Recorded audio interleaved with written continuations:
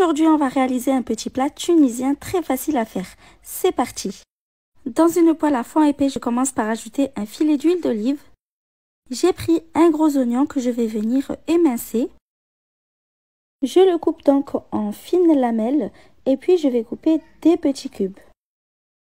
Quand l'huile est chaude, j'y ajoute les oignons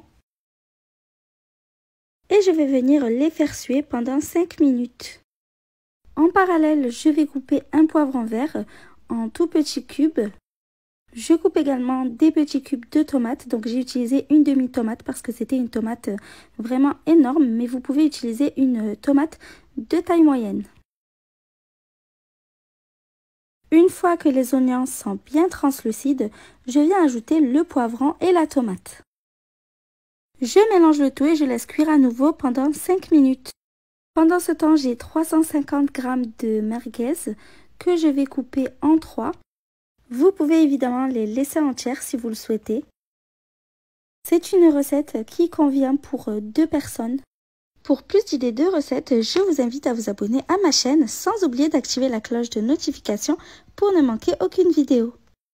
Je viens ajouter ensuite une cuillère à soupe d'harissa.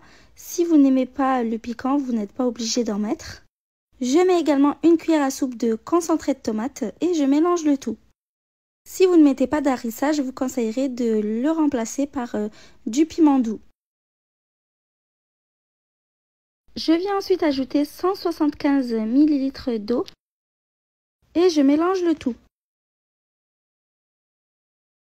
Je viens assaisonner avec un peu de sel. Attention à ne pas en mettre trop car les merguez sont déjà assez salées.